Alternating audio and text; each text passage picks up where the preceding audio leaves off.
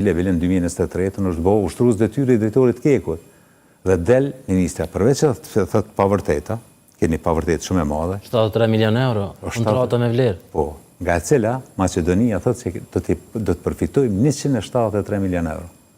Pse na mos me fitu 173 milion euro? Pse nuk e bën termocentralin? Pse e ka anullu Counter Global?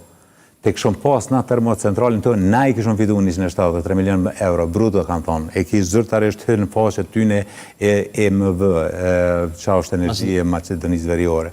Ata 57 milion euro 3 vitet arshme përfitojnë nga thëngjilli jonë. Edhe kanë shqitë ata për para. Kanë shqitë për para në 100.000 tonë, 200.000 tonë, për kur s'kanë shqitë 3 milion. Kur nuk e kanë zhvendos kapacitetin energetik nga Kosova në Macedoni. Qka ka ndodhë tash? Na e kemi shqitë të njëllë 73 milion euro, dhe me 73 milion euro që i kanë marrë, tash do të me ble energji për tyne. është parem bazë. Një vend që e shet London e parë, dhe e blem pastaj produktin final, është gjithmonë në humbje, vlerën e shtuar e fiton ai që prodhon produktin final.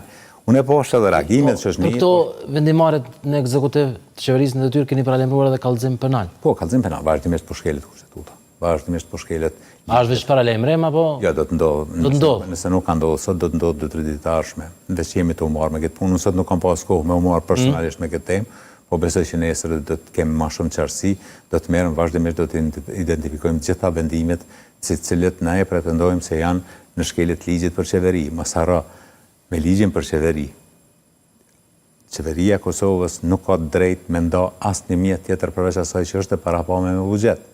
Nuk ka të drejt të bën asë një emërim dhe të inicoj asë një procedur të re për emërimin e njerëzve në funksione publike. Gjitha janë të shkelë.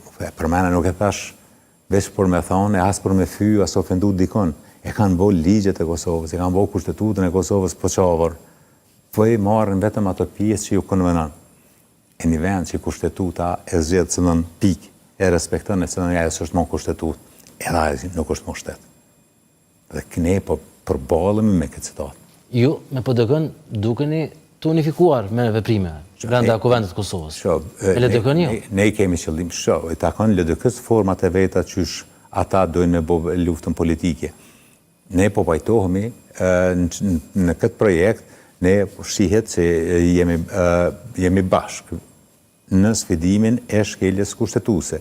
Edhe LDK-ja, bindja ime është kundër këtyne veprimeve edhe zonja Gaxheri, paka shumë natë frim foli. Por se kanë kusht konstituimin e Kuvendit fillimisht? Jo, pas është konstituimin e Kuvendit, po në shtatë nuk e di e kanë, tamë sinqert nuk e kanë përcjellë, shumë e kanë kusht apo jo. Jo, se kanë të. Përderisa shkojnë takime për ta zgjidhur çështjen e presidentit, vjeçës se kanë. Jo, nuk, tash, me qenë se kanë thonë se nuk e kanë kusht marrëveshjen politike, atër nuk besoj që nuk mujnë me pas edhe kusht zgjedhjen e kryetarit Kuvendit. Si do që tjetë, është punë e tyne.